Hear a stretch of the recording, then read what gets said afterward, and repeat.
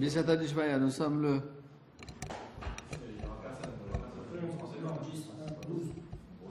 12 Shevat 5774.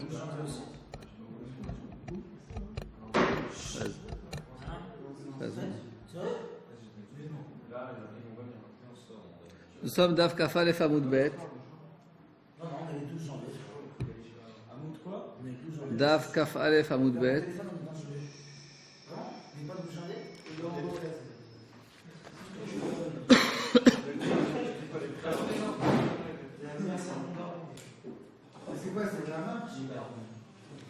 Nous sommes 2, 4, 6 lignes avant les lignes larges. ובכל התורה כולה, ובמשנה תורה, ובכל התורה כולה מנהלן דלא דריש. Je reprends d'où vous êtes arrivé. Vous êtes arrivé à, comme ça David m'a transmis le message, vous êtes arrivé à Daf Kaf El Amoud Bet. Non, vous êtes descendu plus bas. Non. Bon, mes chers amis, déjà, vous n'avez pas fini un Amoud, alors on a beaucoup de boulot. Il y avait Moshe et Henri. Tout se sait. Merci.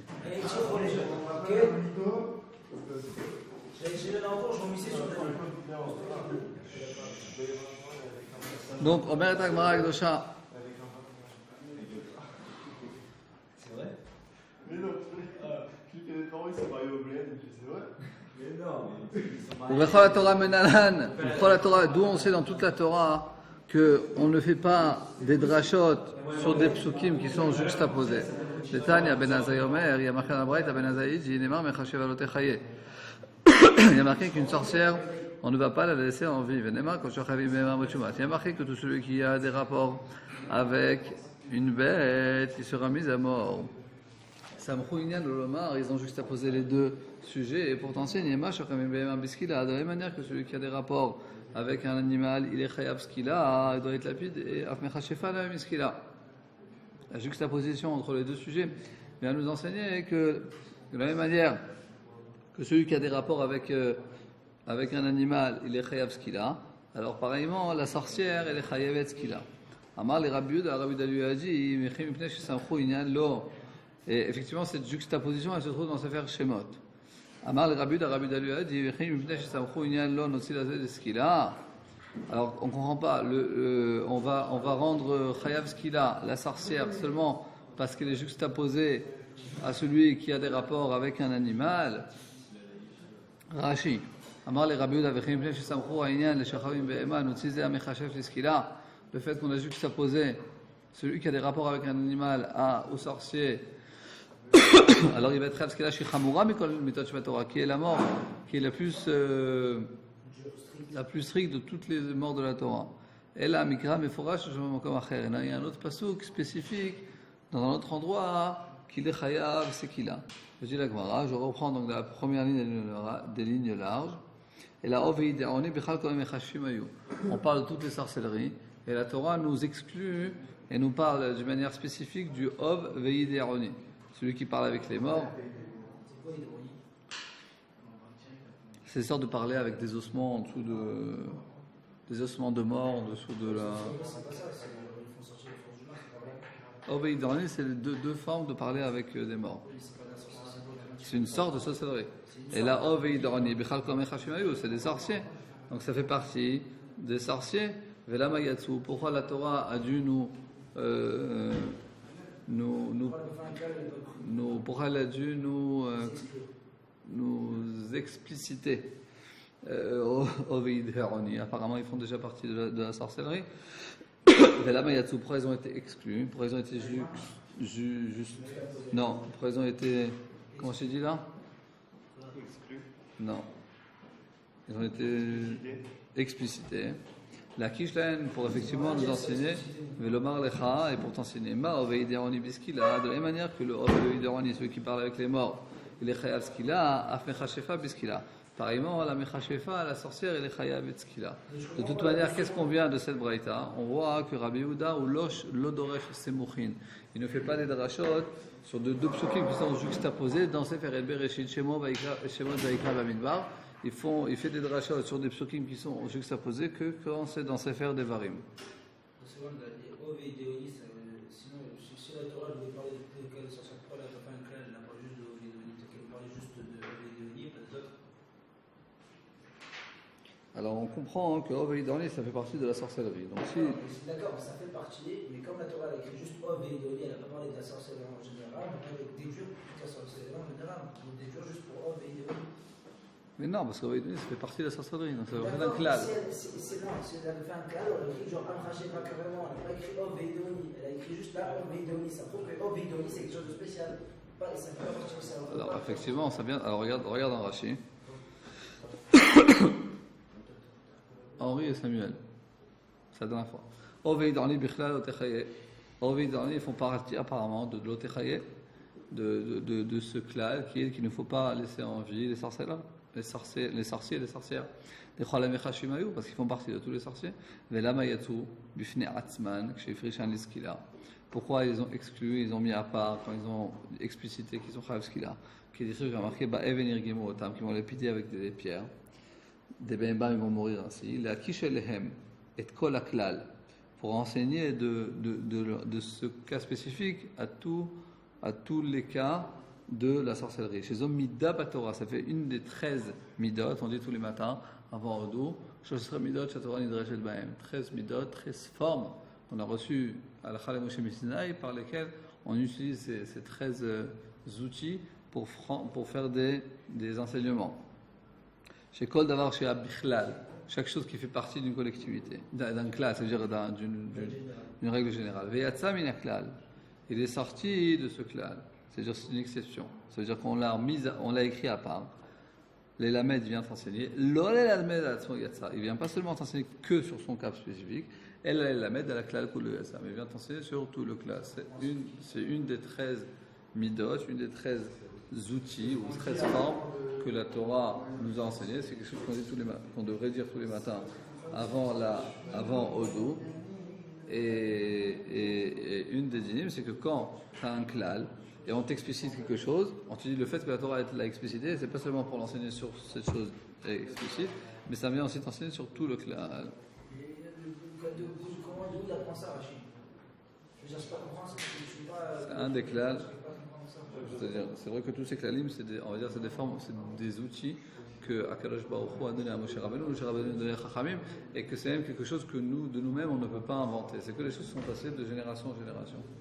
Et par exemple, comme un Kalavachomer, très souvent, tu ne peux pas tout le temps faire de toi-même, ou une Xerashava, c'est quelque chose qu'on a reçu à la Chalem Moshe Messinaï, ça s'appelle. Ça rend encore beaucoup de choses. Quelquefois, on a dit, comme il a écrit ça, et ben, à chaque fois qu'il y a marqué des choses comme ça, et ben, c'est des choses qu'on a reçues par la tradition. Ceux qui veulent parler entre eux, ils n'ont qu'à le faire dehors. C'est la dernière fois Henri et Samuel. Amrat Agmara Akdosha. Au Mishneh Torah Minalan et Darish. Et au sujet de Sefer Devarim, d'où on sait qu'effectivement Rabbi Yehuda, il fait les enseignements de juxtaposition dans Sefer Devarim. La Gemara ne nous dit pas c'est quoi la raison. C'est comme un certain klal comme ça. On peut te dire que la logique elle sera que Sefer Devarim s'appelle Mishneh Torah. Mishneh Torah, Mishneh ça vient du mot Shinun, ça veut dire que c'est une répétition. Alors, tout ce qui est marqué dans Sefer Devarim, ça a déjà été réécrit dans Sefer Shemot, ça nous a déjà été enseigné, ça nous a déjà été raconté dans Sefer Shemot ou Vayikra ou Bamidbar. Donc le fait que ça nous a été re-enseigné, Rabbi Yehuda dit, donc spécifiquement dans Sefer Devarim, il y a des choses qu'on ne peut pas, des klalim, enfin des règles de limoud qu'on ne peut pas apprendre dans les autres Sefarim, on peut les apprendre d'Afka dans Mishneh Torah, d'Afka dans Sefer Devarim. Une de ces choses-là, c'est de faire des drachas sur des smuchim, sur des psukim qui sont juxtaposés. Et donc, au Mishneh Torah Minalan et Darish, quelle est la source, ou on va dire l'exemple par lequel Rabbi Yehuda il apprend que dans Sefer Devarim, des choses qui sont juxtaposées, on apprend. Le Taner Rabbi Eliezer, Rabbi Eliezer nous dit, quelqu'un il a le droit de se marier avec une femme qui a été violée par son père ou qui a été séduite par son père. Et aussi, Anusat Beno, il a le droit de se marier avec une femme qui a été violée ou séduite par son fils. Rabbi Yehuda, il dit, Rabbi Yehuda, Oser ben Nusat Aviv Mufutat Aviv. Rabbi Yehuda, il interdit à quelqu'un de se marier avec une femme qui a été séduite ou bien violée par son père.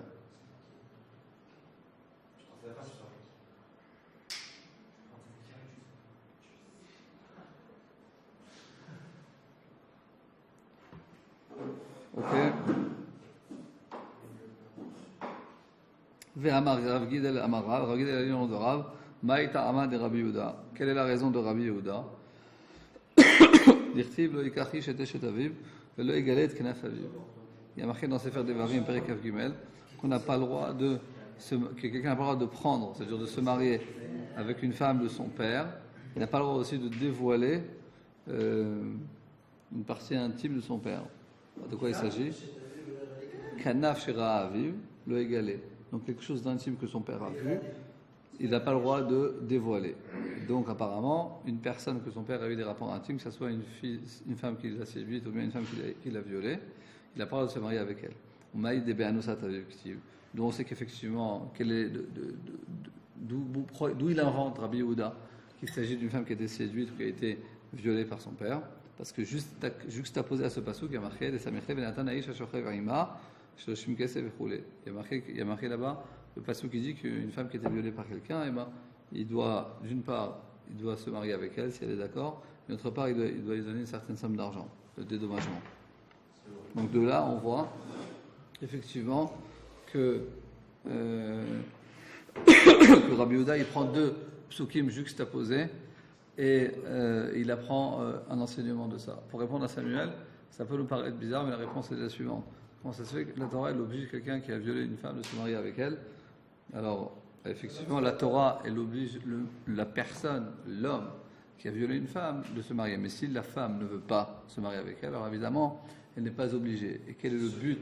Quel est le but de ce sujet? Quel est le but de ce sujet? C'est que, c'est même plus que ça. Même aujourd'hui, c'est quelqu'un, quand il sort dans un chidour, on va dire, voilà, cette fille, elle est vraiment... elle a vraiment les midotes les plus extraordinaires, et c'est la fille la plus gentille, elle a un cœur d'or, c'est une fille très très belle, et en plus elle est riche, et tout ce que tu veux, tout ce que tu rêves. Et ensuite, mais bon, un tout petit détail, il n'y a pas très longtemps, elle s'est fait violer. Moi, je pense que la plupart des gens, ils vont se dire, bon, on la laissera pour quelqu'un d'autre, et je préférais me marier avec une fille qui n'a pas eu quelque chose d'autant, une seconde. Alors si même dans notre génération à nous, quelqu'un y ferait attention avant de rencontrer une fille comme ça, à plus forte raison, dans les temps d'antan, que le mariage n'était pas seulement le fait de se marier, mais c'était aussi surtout des femmes c'était surtout avoir une parnassa et aussi un endroit où dormir, où se nourrir, etc. etc. Donc une fille... Laissez-moi finir la phrase. Donc une femme qui a été violée par quelqu'un, donc, d'une certaine manière, elle est condamnée à ne plus jamais être presque à la rue, on va dire, et de ne pas pouvoir se marier, et de ne pas avoir de parnassa, etc., etc. Donc, on dit que quelqu'un qui a violé une femme, alors on l'oblige, même si lui ne veut pas, il est obligé, en fait, de se marier avec, c'est-à-dire de subvenir à ses besoins. Maintenant, si elle ne veut pas, hein, alors elle n'est pas obligée.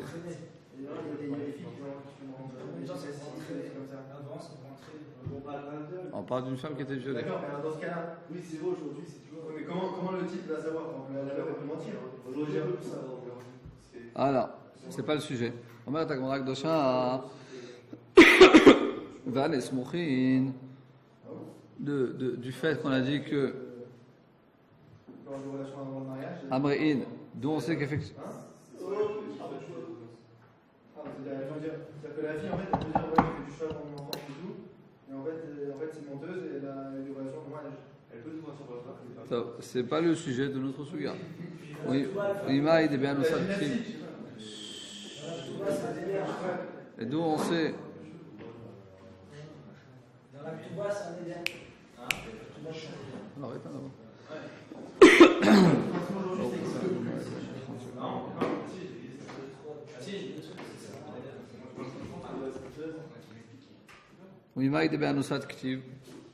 D'où on sait effectivement que ça parle d'une fille qui a été violée par son père, d'une femme qui a été violée par son père.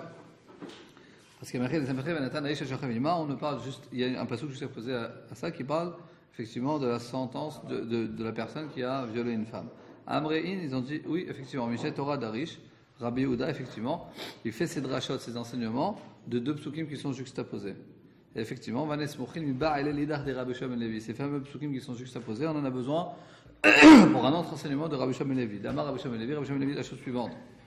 Écoutez bien, Kol Amelamed Libnot Torah, tout celui qui enseigne à son fils de la Torah,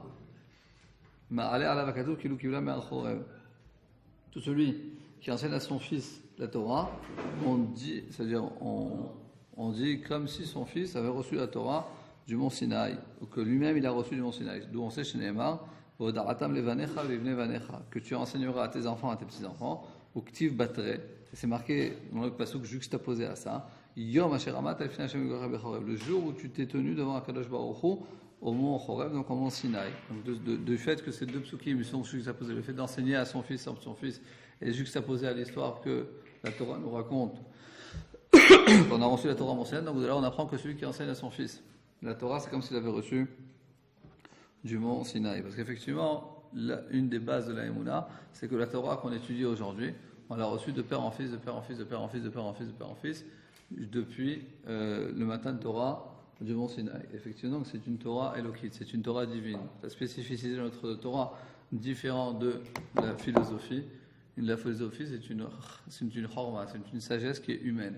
Et la Torah, que ce soit la Torah Shebirta ou la Torah Shebe'alpeh, la Torah Shebirta, la Torah écrite, c'est une Torah divine, et la Torah Shebe'alpeh, c'est une Torah humaine, mais qui est basée sur une Torah divine.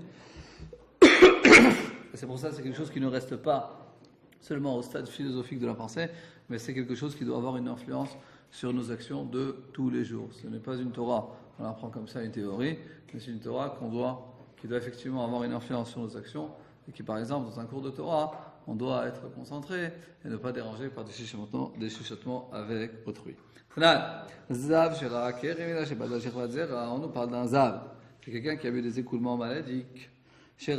Donc, et il a eu des écoulements qui proviennent d'une certaine maladie plusieurs fois, et ensuite, après, il a eu une éminence séminale.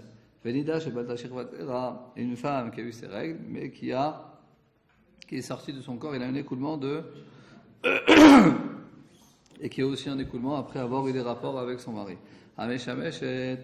C'est possible qu'elle ait eu des rapports, par exemple, avec son mari un jour avant qu'elle a eu ses règles, et ensuite 3 jours après, ça peut continuer, elle peut avoir des écoulements de spermatozoïdes. Donc une femme qui est nida et qui a eu aussi un écoulement, et troisièmement, ameshamesh et vera adam, ou bien effectivement une femme qui a eu des rapports avec son mari et ensuite elle a vu un écoulement de sang nida, tsrichin tevila, elles doivent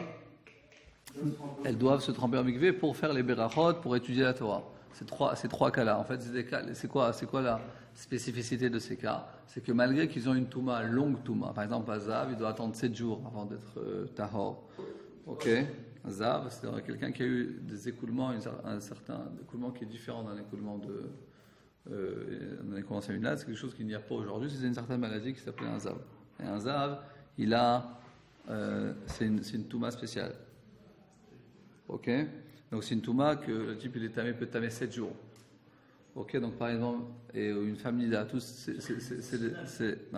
c'est des sortes de toumas qui sont beaucoup plus longues que le kéri. Et donc, c'est-à-dire ils ont déjà une touma longue, importante, de 7 jours, et ensuite, c'est rajouter à ça aussi un kéri. Dans ce cas-là, Chachamim nous disent, malgré qu'ils ont une longue touma, que de toute manière, même s'ils vont se tremper en mikvé, ils ne vont pas véritablement être tahor.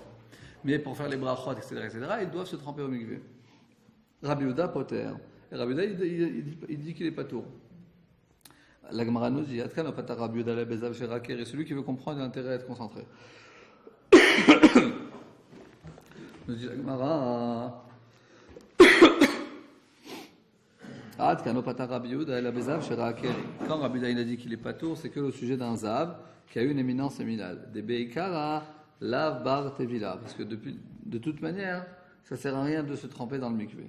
Aval Baal Keri Grida, mais seulement un Baal Keri, seulement quelqu'un qui est pur, de manière générale il est pur, mais il a eu une éminence séminale. Alors il est chayav, apparemment on comprend de cette braïta qu'il est chayav de se tremper au mikvé. Ok, apparemment ça contredit ce qu'on a dit dans la Mishnah. Dans la Mishnah, il y a marqué, dans la Mishnah qu'on a dit dans le Daf Kaf Amud-Bet, Rabbi Yehuda Omer Mevarech Lifnei Mulachayim. Rabbi Yehuda il a dit qu'un Baal Keri, il doit faire la bracha, il doit faire les brachas avant et après, malgré qu'il est Baal Keri. Et de là on voit que ce que Rabbi Yehuda il est poter, c'est seulement quelque chose de très important, comme un Zav Gera Keri. Mais un cas normal que Baal Keri, apparemment il est chayav de la tvila. Donc apparemment c'est une contradiction. Ok? Vechiteima. Tu es avec nous, Dan? Tu as préparé? Non, si je suis mal. Ah, alors deux fois je l'ai voir. Vechiteima. Wadin dafilu Baal Keri. Greida nami pata Rabbi Yehuda. Et si tu veux dire que quoi? Que Rabbi Yehuda, quand il a dit patour dans tous les cas. Même dans un cas d'un Baal Keri, seulement, Greida c'est seulement, qu'il est seulement Baal Keri, mais il n'est pas Zav. Pourquoi Rabbi Yehuda il a dit son avis dans un cas d'un Zav qui a vu un Keri? Il a dit Achakochan et Rabbanan. Très souvent on voit ça. C'est quelque chose qu'on voit très souvent dans la Gemara.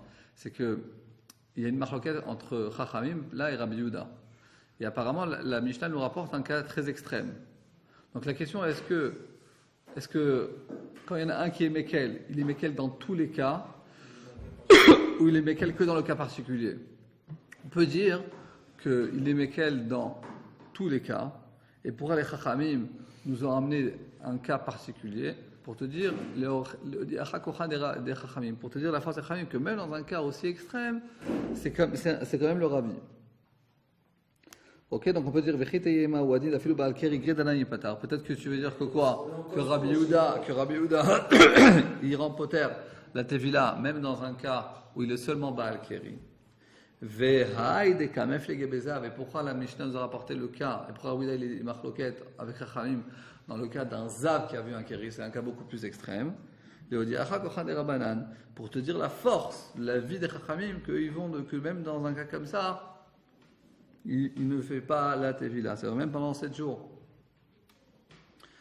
Il ne pourra pas dire le schéma, etc. Il ne pourra pas dire les brachot, et ben il n'ira pas au mikvé. Point.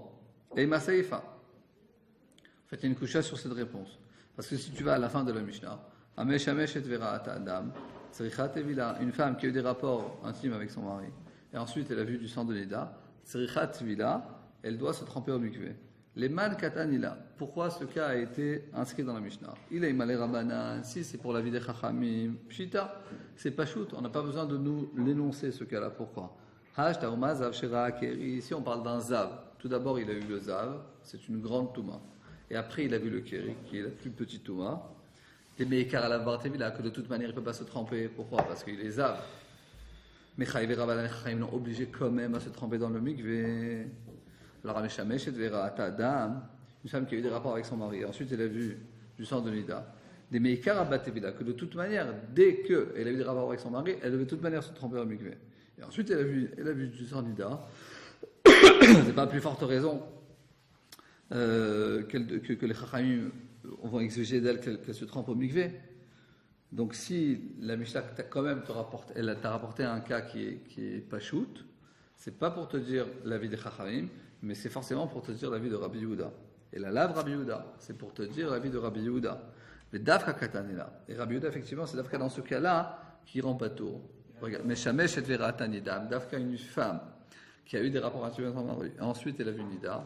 Alors, elle est Natsrat Fila. Elle n'a pas besoin de se tremper au mikvé.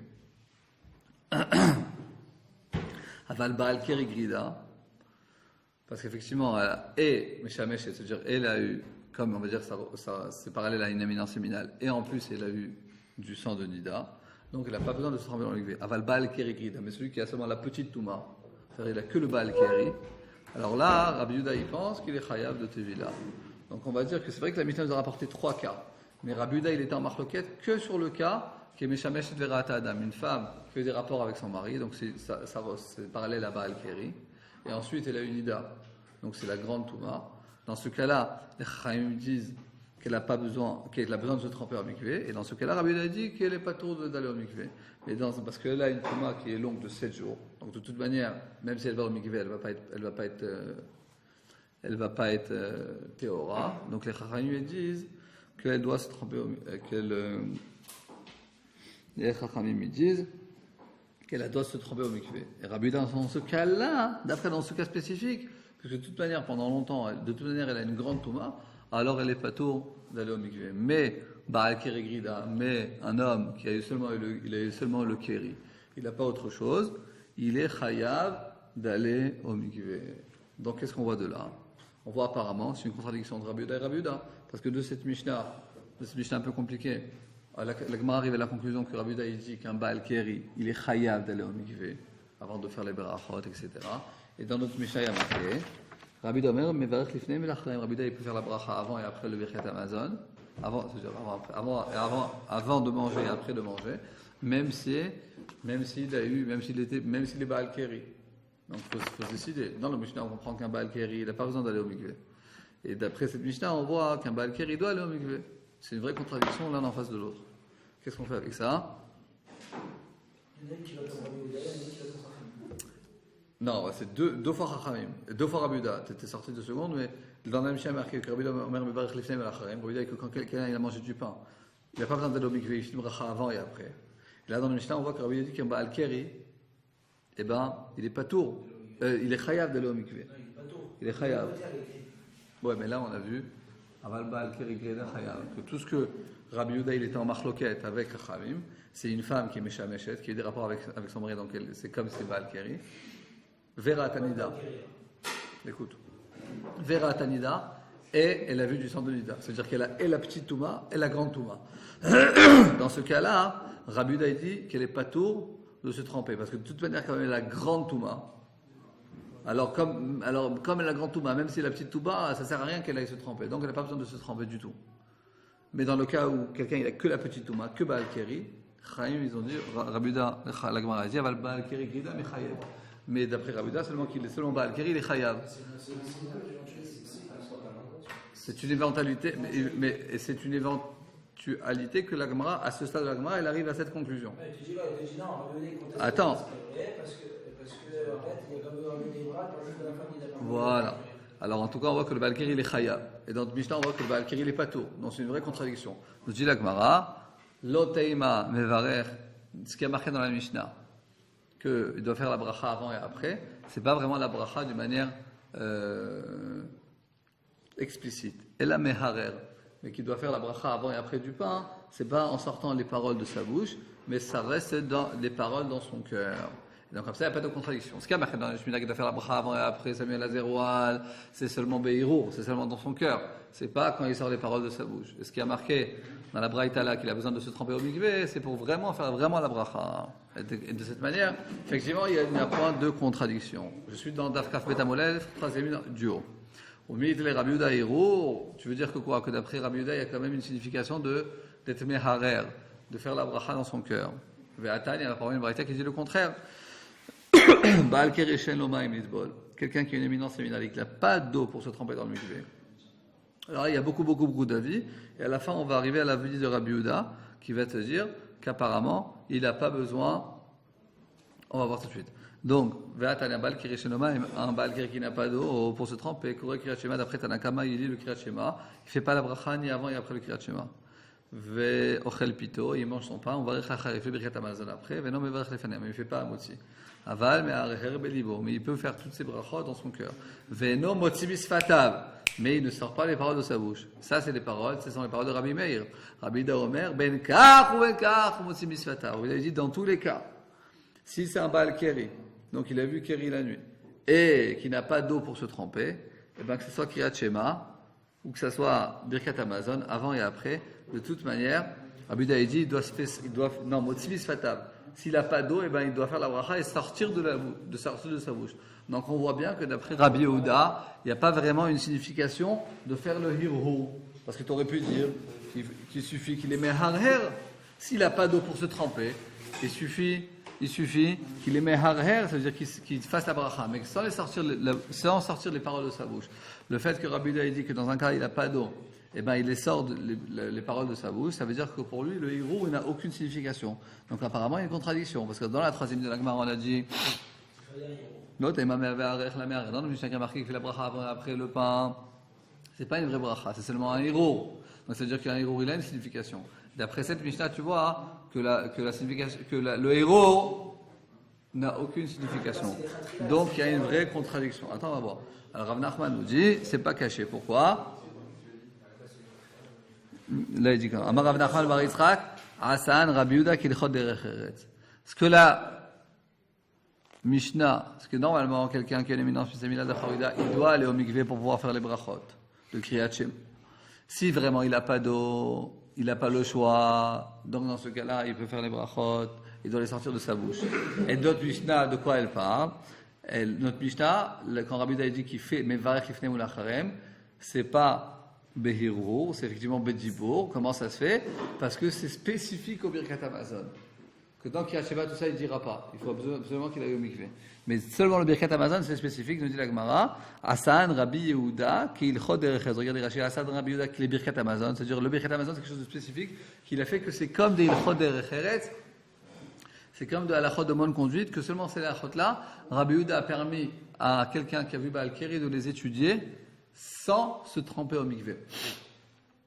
On va voir tout de suite beaucoup d'avis. Donc quelqu'un qui a vu une éminence séminale, qu'est-ce qu'il a le droit d'étudier, qu'est-ce qu'il n'a pas le droit d'étudier? Un, il va dire qu'il a le droit d'étudier ça, pas d'étudier ça, chacun il va dire son avis. Et Rabbi Yehuda va nous dire que la seule chose qu'il peut étudier quand il est Baal Keri sans s'être trempé au mikvé, c'est ilchot derech eretz. C'est des halachot comme de Masechet Kala, qui sont ou Masechet derech eretz, c'est une Masechet qui s'appelle Masechet derech eretz, des braïtot de Masechet derech eretz, qui sont des études de bonne conduite. Ben seulement ça, il a le droit d'étudier sans s'être trempé au mikvé.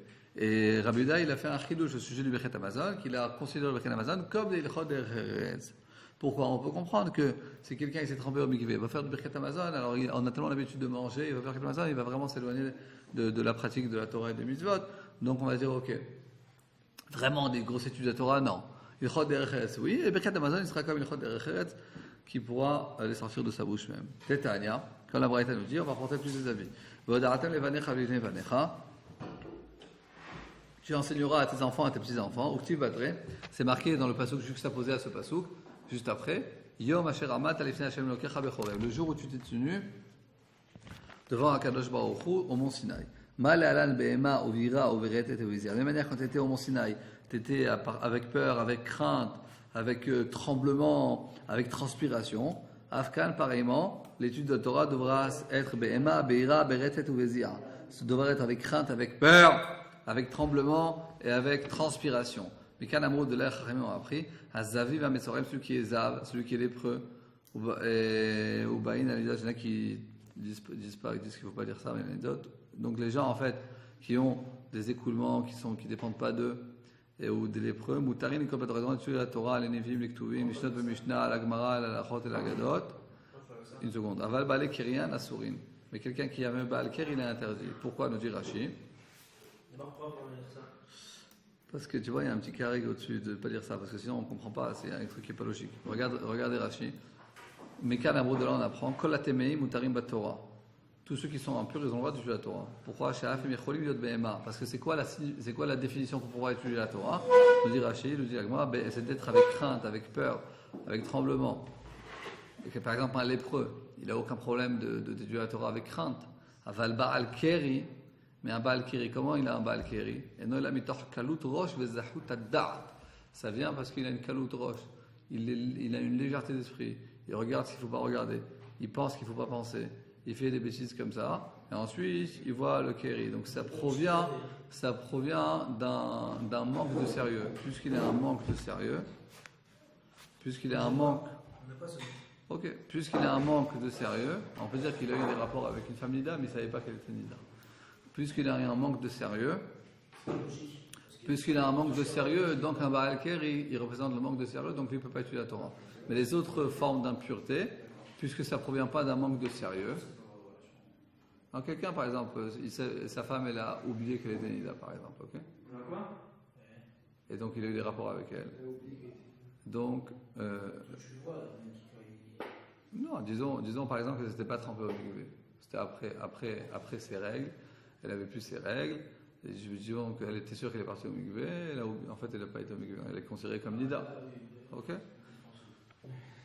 Donc dans un cas comme ça, alors eux ils ont le droit d'étudier la Torah, mais le Baal Keri il n'a pas le droit. Pourquoi? Parce que ça provient d'une légèreté d'esprit. Donc ça c'est l'avis de Tanakama.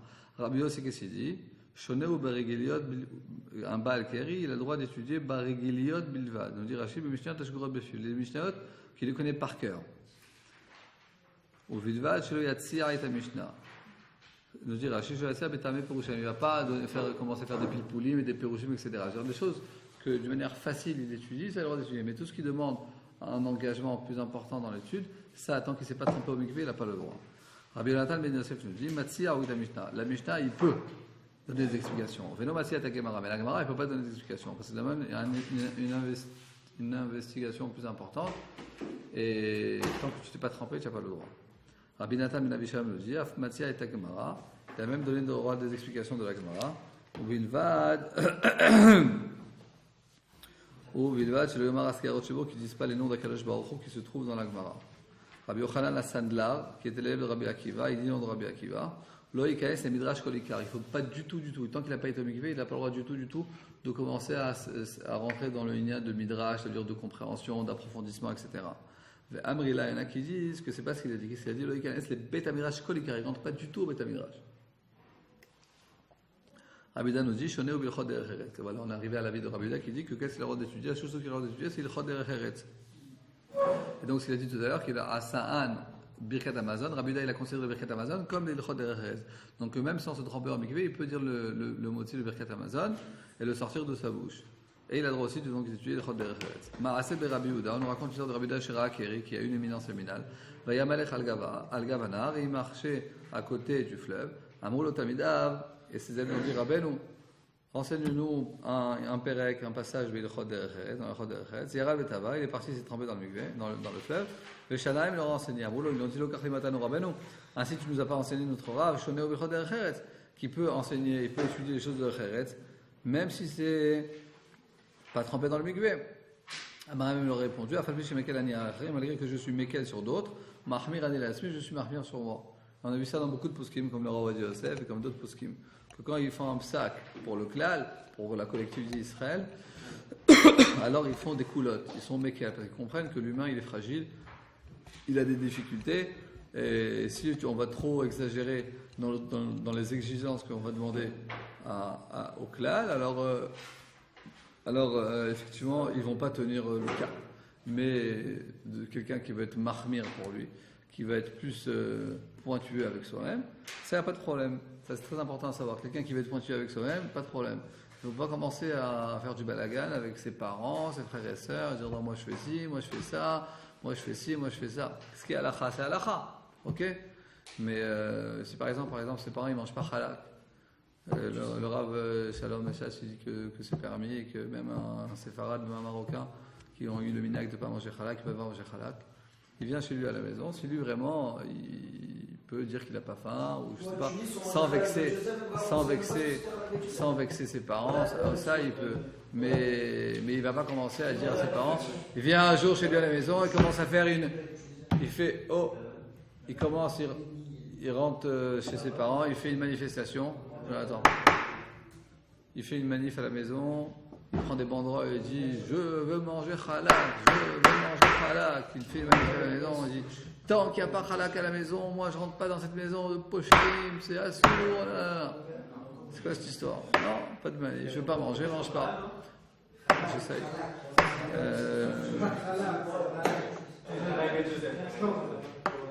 Donc pas la peine de faire des manifs, pas de faire des marlokot. Que la Gemara te dit, tu veux faire une khumra pour toi, fais une khumra pour toi, ne fais pas une khumra pour les autres. Tanya. Mais si quelqu'un il rentre chez lui à la maison, bon, s'il y a des choses qui le dérangent, c'est-à-dire manger, t'es pas obligé, on te met pas le manger dans ta bouche. Mais s'il y a des choses problématiques vraiment, alors bon, c'est différent. Est-ce qu'il mangera le tout ça? Par exemple, on va donner un exemple. Si quelqu'un il a pris sur lui, messieurs, dames, il a pris sur lui de faire attention à ses yeux, de ne pas regarder n'importe quoi. Et chez lui à la maison, il y a une télé dans la salle à manger, il y a une télé dans la cuisine, il y a une télé dans la salle de bain, il y a une télé dans toutes les chambres, et c'est tout le temps allumé 24/24. Il vient manger un repas avec ses parents et ses frères et sœurs, et la télé, il y a des filets de mode. Il peut dire à ses parents, voilà, on est en train de repas, vous voulez que je mange avec vous, avec plaisir, mais s'il vous plaît, on peut éteindre, pas tout le temps de voir des trucs, pas de sniout.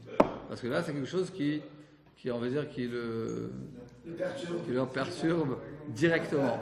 Ok? Mais si c'est quelque chose qui ne le perturbe pas directement, alors effectivement, il n'a pas besoin de faire. En plus, ça c'est un Issur Minatora. Bon, allez, on avance. Tania. S'il vous plaît, on est en plein shiur. Tania, Rabbi Ben Betera et Omer. Tania, Rabbi Ben Betera, il dit un divrei Torah, mekablim Touma. Les paroles de Torah, les paroles de Touma. Les paroles de Torah ne reçoivent pas la Touma. On nous raconte une histoire de Rashi, c'est quoi Megam Gam Vekore? C'est un Baal Keri. Il étudie la Torah à côté de Rabbi Ben Betera. Amarle, Rabbi Ben Betera lui dit bénis mon fils, Petach Picha, ouvre ta bouche, via Iro Devarecha, et tes paroles vont nous illuminer. Chez un, malgré qu'il a eu Baal Keri, mais là, c'est un peu différent de tout ce qu'on a vu, c'est un autre avis. C'est un peu différent de tout ce qu'on a vu jusqu'à maintenant, parce qu'il dit que les paroles d'Orah ne reçoivent pas la Touma. Tu étais tamé hier soir, maintenant tu as fait Teshuvah ou peu importe, il n'y a pas de mikvé, par exemple, il n'y a pas de mikvé, mais quand même tes paroles de Torah, c'est dommage que tu m'aies enseigné ce que tu sais. Chez les morts qui a marqué, alors Kodevarai Ke'esh Neum Hashem, que les paroles d'Akadosh Baruch Hu sont comme le feu. Ma'esh, le mekabel Touma, de manière que le feu ne reçoit pas la Touma. Divrei Torah ena mekabel Touma. Même des paroles de Torah ne reçoivent pas la Touma. Une fois, quelqu'un m'a demandé à Rabbi Yosef, j'ai fait beaucoup d'avérotes, beaucoup de bêtises quand j'étais jeune. Comment je peux faire Teshuvah? Et peut-être que je vais me tremper 40 fois au mikvé, je vais aller au mikvé du Harizal, je vais aller dans tous les tombeaux du Baba Saleh, de Rabbi Lubavitch, je vais faire au Kever Harizal. Qu'est-ce que je peux faire? Quel tikkun je peux faire? Alors Rabbi Yosef lui a dit, moi je connais un tikkun. Le seul tikkun, le meilleur tikkun, c'est quoi? C'est l'étude de la Torah. Celui qui se trempe dans l'étude de la Torah, le vrai mikvé, c'est l'étude de la Torah. Tu te trempes dans les paroles d'Akadosh Baruch Hu, et là, effectivement, c'est quelque chose qui fait tikkun de toutes les avérotes qu'on a fait auparavant. C'est ce qu'on voit ici dans la Gemara. Marmar, on a vu. Marmar, c'est citation. Matzia et Mishnah, mais Matzia et Gemara. On a vu qu'un des avis était de dire que quelqu'un, il peut étudier et approfondir la Mishnah, mais pas la Gemara. Mais ça y est, allez, cette parole-là, elle renforce les paroles de Rabbi Elahai, d'Amar Rabbi Elahai, au nom de Rabbi Achabar Yaakov, au nom de Rabbeinu, Halacha, Matzia et Mishnah, il peut étudier la Mishnah, quelqu'un qui bat le Keri, Veno Matzia et Gemara, mais la Gemara non. Ketana, et cette chose-là, c'est comme une machloket Tanaïm, un petit klal. Quand la Gemara dit Leima Ketana, et peut-être que cette machloket, elle se base sur le machloket Tanaïm, c'est sûr que ça va être réfuté. Quand la Gemara dit Ketanae, ça veut dire que cette machloket Amoraïm, elle est parallèle à machloket Tanaïm, et ça ne sera pas réfuté. Leima Ketanae, c'est sûr que ça va être réfuté. Ketanae, ça ne sera pas réfuté. La Ketanae, ça ne sera pas réfuté. Effectivement, il y a une braïta qui dit Matzia ta Mishnah, Veno Matzia ta Gemara. Ça, c'est les paroles de Rabbi Meir. Rabbi Ben Gamliel dit, au nom de Rabbi Chanina Ben Gamliel, Ze veze asur. Et la Mishnah, et la Gemara, c'est interdit. Ve'amri, là, il y en a qui disent que Rabbi Chanina Ben Gamliel a dit Ze veze mutar. Et d'étudier la Mishnah et de la Gemara, un Baal Keri, c'est permis. Mad amar Ze veze asur. Celui qui a dit que et l'un et l'autre, et la Mishnah et la Gemara d'approfondir s'interdit un Baal Keri, c'est comme Rabbi Yochanan Hassan-Lar, qui a dit que les deux sont interdits. Mada Amar Zevze Moutar, c'est lui qui a dit que et l'étude de la Mishnah et l'étude de la Gemara pour un Baal Keri c'est permis, c'est comme Rabbi Yoda ben Betera. Amar Rabbi Rav Nachman, on va arriver aux deux points si Dieu veut. Rav Nachman bar Yitzchak a dit Naoug Alma, le monde a le mina qui hanetlat sabé, de faire la halakha comme ces trois personnes, comme ces trois chachamim qui étaient âgés. Qui Rabbi Ilaï au sujet de Reshit Hagez, on va expliquer tout de suite, qui Rabbi Yoshia au sujet de Kil'aim, et qui Rabbi Ben Betera au sujet de Divrei Torah. Maintenant la Gemara va expliquer. Qui Rabbi Ilaï Bereshit Hagez, comme Rabbi Ilaï Bereshit Hagez. C'est quoi Reshit Hagez? C'est les prémices des brebis. Qu'est-ce qu'ils ont sur leur peau? Ils ont du coton, quelque chose comme ça? De la laine. Et bien les premières laines, on doit les donner au Kohen.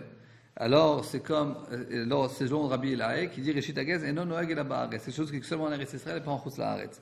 Donc, ça, c'est le premier halakha. Deuxième halakha, comme Rabbi Yoshia avec Kil'aim. Comme Rabbi Yoshia au sujet des Kil'aim. Kil'aim, c'est des espèces qu'on mélange, qu'on parle de mélanger. Qui est dire l'autre sidra karamecha Kil'aim.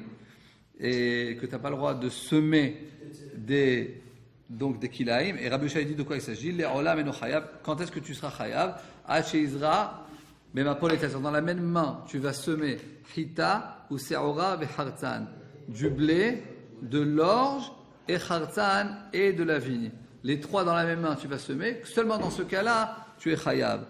Ok, qui Rabbi Yehuda ben Betera, parce que c'est qu'il est Zeraim, c'est et les Zraim, comment on dit les Zraim, les graines, donc le chita, le blé et l'orge, et qu'il est Akerem, et les graines de la vigne.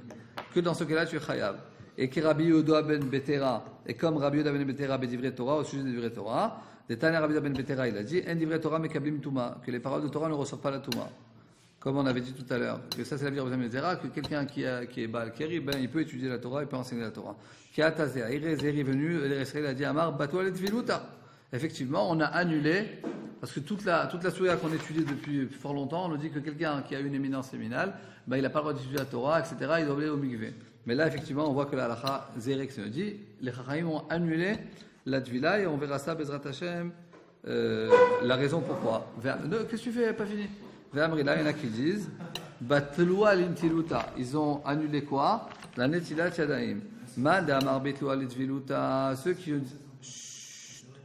qui ont dit qu'on a annulé la tvila, se tromper dans le kéké, c'est Rabbi Ben Betera qui a dit que quelqu'un qui a une éminence séminale, il n'a pas besoin de se tremper au mikvé pour l'étude de la Torah. Man de amar Batlou al-intiluta, celui qui a dit qu'on a annulé la tilat yadaim, de quoi il s'agit? Qui a des Rafrizda, comme ce que Rafrizda a dit, l'ayet aman de me'ader, il a maudit celui, me'ader amaya, qui allait chercher de l'eau au moment de la prière. Pour voir, il est tellement stressé de chercher, de faire des tilat yadaim pour avoir ses mains propres pour la tfila, qu'à tout ça, il va rater la tfila.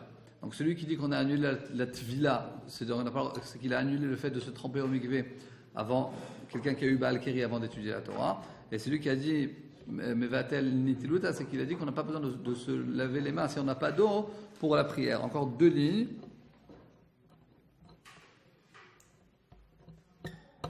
Bon, il est déjà 25.